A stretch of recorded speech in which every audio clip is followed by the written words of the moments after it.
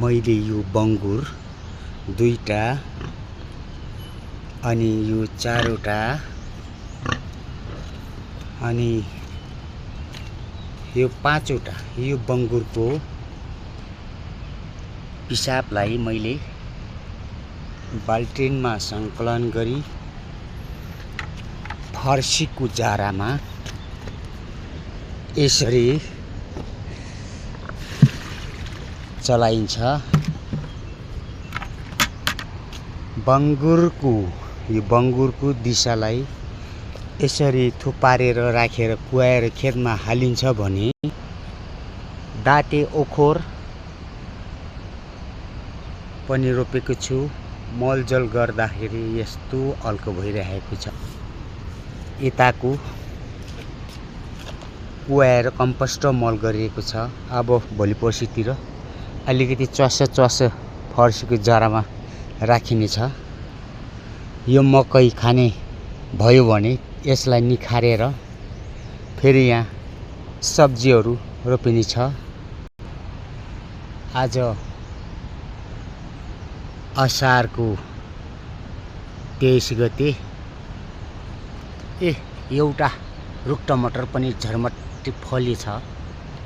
पाक्नु पनि लागेछ। कोदो पनि आधा उख्लेर रोपियो, आधा बाँकी छ। आज उखल्छु।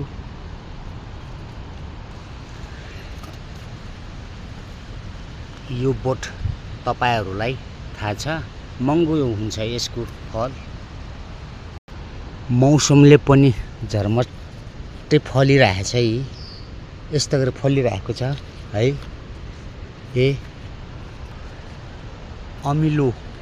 अमिलोले पनि टन्न मजाले पोहोर साल भन्दा बढी नै फलेको छ। तर कागतीलाई हिउँदोमा भैँसीले असर पारेर अलिकति कम फलिरहेको छ। यता बङ्गुर खर छ भने मलजल सङ्कलन जम्मा गर्ने यता छ। यता क्याप्सिकम रोपेको बर्खामा अलि राम्रो हुँदैन रहेछ। यता टन्न म सिलाम रोप्छु, थङ्गे फुल रोप्छु, साग रोप्छु है, मिलाएर रोप्छु पार्टिसन गरेर। अब म घर लाग्नु पर्यो। दिसो पिसा मैले स्याहारे, अब जानु पर्यो। यो बङ्गुर चाहिँ उसको दाता मेरी सन्तानहरूले पालेको। मैले त पालेको छैन। मैले त ओन्ली रसको लागि मात्र युज गर्छु।